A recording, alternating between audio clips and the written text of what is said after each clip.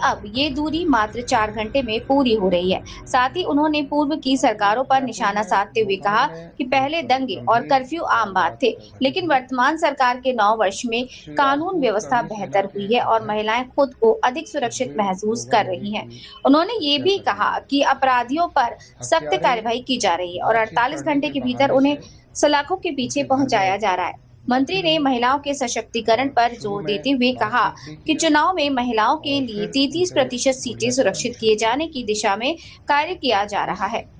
इसके साथ ही उन्होंने सरकार की विभिन्न जन कल्याणकारी योजनाओं की जानकारी भी दी। कार्यक्रम के सफल आयोजन के लिए मंत्री राजभर ने आयोजक दिलीप तिवारी और उनके भाई वीरेंद्र तिवारी को बधाई दी। इस अवसर पर हैदरगढ़ विधायक दिनेश रावत, जिला पंचायत अध्यक्ष राज रानी रावत, प्रमुख प्रतिनिधि रामदेव सिंह, मंडल अध्यक्ष मोनू सिंह, प्रधान प्रतिनिधि विनोद शुक्ला, प्रधान प्रत्याशी अज्जू सिंह, महाराज दीन पांडे, पूर्व मंडल अध्यक्ष राम सागर मौर्य, प्रधान प्रतिनिधि मनोज मिश्रा, डॉक्टर अरविंद सिंह सहित अनेक जनप्रतिनिधि उपस्थित रहे। कार्यक्रम में हजारों की संख्या में ग्रामीणों की भागीदारी रही, जिससे आयोजन स्थल पर उत्साह का माहौल रहा। सुरक्षा व्यवस्था को ध्यान में रखते हुए क्षेत्राधिकारी समीर कुमार सिंह और अतिरिक्त थाना प्रभारी सुबेहा राजेश कुमार यादव पुलिस बल के साथ मुस्तैद रहे। इसके अलावा ग्राम विकास विभाग से खंड विकास अधिकारी पूजा सिंह, सचिव चंद्रेश कुमार सहित अधिकारी और कार्यक्रम में पहुंचे। मंत्री जी, गोंडा में जो है पोस्टर लगे हुए हैं जहां पर सीएम योगी को धुरंधर कहा गया और अखिलेश यादव को रहमान डकैत कहा गया है। इसमें आपका क्या कहना है? इसी पर श्यामलाल पाल जो प्रदेश अध्यक्ष हैं, उन्होंने कहा है कि लोकतंत्र विरोधी हैं योगी जी और हम लोग जो है लोकतंत्र के रक्षक हैं। रक्षक है कि भक्षक? आप उठा के देखिए, उन्हीं के खाली अखिलेश जी के 5 साल के कार्यकाल मुजफ्फरपुर में दंगे हो रहे थे, लोग गांव छोड़ के पलायन कर रहे थे और ये सफाई में बैठ के नाच देख रहे थे। एज मुख्यमंत्री यही काम होता है मुख्यमंत्री का। 1000 से ज़्यादा दंगे हुए सपा के शासन में 5 साल में। 1200 लोगों की जान की हानि हुई और अपराधी चुट्टा सांड की तरह घूमते थे और लोग समाजवादी पार्टी के नेता सरकार को अपने जेब में लगते घूमते थे। आज योगी जी की सरकार है, 9 साल में एक भी दंगा नहीं हुआ, कहीं कर्फ्यू नहीं लगा और जो अपराधी गुंडागर्दी करते थे उनको जेल में या तो जमीन के अंदर कर दिया। आज अगर कहीं भी कोई छुटपुट अपराध होता है तो प्रशासनिक महकमे में पुलिस विभाग ने 48 घंटे के अंदर उस व्यक्ति को जेल के सलाखों में पहुंचा दे रही है। बाबू जी, अम्बेडकर नगर में AMM के प्रदेश अध्यक्ष ने कहा है कि योगी जी बहुत अच्छे हैं, संत हैं, लेकिन उनको गुमराह किया जा रहा है। जो स्क्रिप्ट दी जाती है वो पढ़ते हैं। कहीं नहीं कहीं उन्होंने जो अटैक किया वो आपके ऊपर किया कि सुहेल देव के ऊपर जो बयान आए। देखिए, वो बेवकूफ़, अनपढ़, जाहिल गंवार की तरह बात कर रहा हूँ। मैं इस बात को क्यों कह रहा हूँ? मेरे पास अल्पसंख्यक कल्याण विभाग मेरे पास है। मदरसों में पढ़ने वाले लोग, जो शिक्षा वहाँ दी जा रही है, उतने जानकारी उनके पास है। मुसलमानों का शासन था तो आईने अकबरी संविधान था, यहाँ अंग्रेज़ों का शासन था तो गजेटियर संविधान था। तो दोनों अगर वो पढ़ लेता तब भी समझ में आ जाता। अफगानिस्तान से सैयद सारा मसूद गाजी भारत को गुलाम बनाने के लिए, भारत की संपत्ति को लूटने के लिए वो भारत में आया। तमाम राजाओं को मारते पछाड़ते हुए बहराइच की तरफ जब बढ़ा तो उसके पहले जब बढ़ा तो वहाँ हल्ला हुआ कि मसूद गाजी जो है इधर बढ़ रहा है। तो राजभर महाराजा सुहेल देव जी ने आसपास के राजाओं को बुलाया और कहा कि देखो, राष्ट्र पहले हम लोगों का है। अगर देश सुरक्षित रहेगा तो हम लोग राजा बन के रहेंगे, अगर देश गुलाम हो जाएगा तो फिर हम लोग गुलाम हो जाएंगे। तो सभी राजाओं ने मिलकर के नानपारा मैदान बहराइच में 17 दिन लगातार युद्ध हुआ। 18वें दिन गाजी बहुत बाजी चला भाग और सुहेल देव जी ने लिया दौरा, कुटला नदी के किनारे वहीं मार डाला। आज भी उसका निशान वहीं है।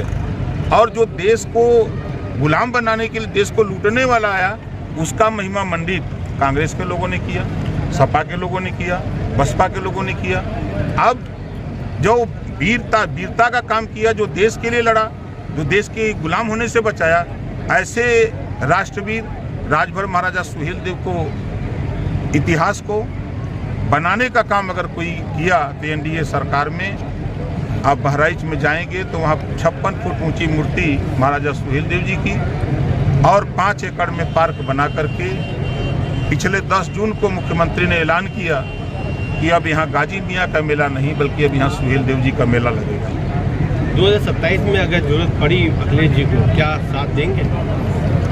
देखिए, जब बिल्ली गर्म दूध पीते समय जल जाती है ना तो माठा फूक फूक के पीती है। राजभर जी ये कह रहे हैं कि पंचायत चुनाव को लेके काफी अब देखिए कि लोगों में अफरा तफरी है। हाँ, तो किस तरह से अफरा तफरी को आप इसको सिद्ध कर रहे हैं? देखिए, कोई सज्जन चले गए हाई कोर्ट। हाई कोर्ट ने राज्य निर्वाचन आयोग से, चूंकि चुनाव कराना उनका काम, तो उनको तलब किया, तो उनसे कहा कि आप अपना डेटा प्रस्तुत करिए चुनाव का। तो 8 तारीख को डेट पड़ी है, 8 तक तो इंतजार करना पड़ेगा। हम लोग तैयार हैं, कोई दिक्कत नहीं, कोर्ट का जैसा आदेश होगा उसका पालन। अच्छा करें मंत्री जी, एक मंच से बयान आया था कि अगर हमें 11 विधायक दे दोगे तो जो इनकाउंटर करती है पुलिस उसी का इनकाउंटर कर दिया जाएगा। देखिए, मैं फिर कह रहा हूँ कि बुजदिल है, अनपढ़ जाहिल गंवार की तरह बोलता है। 403 विधानसभा है, 403 विधानसभा में जब तक बहुमत नहीं मिलेगी तब तो कोई एक रोआ नहीं टेढ़ कर सकता। 111 विधायक लेकर के तो अखिलेश जी कुछ कर ही नहीं पा रहे हैं, और 11 को लेकर का उखाड़ देगा। कितनी सीट मांग रहे हैं 27 में? कितनी सीट मांग रहे हैं आप 27 में? अब देखिए, हम लोग एक बड़ी पार्टी अपने आप में भारतीय जनता पार्टी है। अब 4 हम लोग सहयोगी दल हैं, संजय निषाद जी हैं, अनुप्रिया पटेल जी हैं, जयंत चौधरी जी हैं, हम हैं, तो 4 एक 5 लोग हैं। तो हम लोगों को बहुत सीट का झगड़ा नहीं है, सरकार बनाने का झगड़ा है। हम लोग सरकार बना करके 4 लोग कंधा लगाएंगे और 1 लोग पीछे, अब समझ लीजिए, कंधा लगेगा, बिल्कुल लगा करके हम लोग पहुंचा देंगे घाट तक। मंत्री, आखिरी सवाल है कि महान एकता दल के साथ आपने समझौता किया था, अभी जो आज़ाद पार्टी है, समाज पार्टी है, चंद्रशेखर रावत, इन्होंने कहा है कि हमारी जो विचारधारा के लोग हैं हम सबसे समझौता कर सकते हैं, सिर्फ योगी जी से नहीं करेंगे। और योगी जी से मिलने चले जाते हैं, ऐसा क्यों? देखिए, आज के तारीख में चाहे महान दल हो, चाहे आज़ाद पार्टी हो, अभी वो कुवत नहीं है। बहुजन समाज पार्टी के सामने उनकी कौन सी औकात है? आके देख लें अपनी औकात। तो सर, एक जरूरी क्वेश्चन है कि बोलिए सर, बोलिए।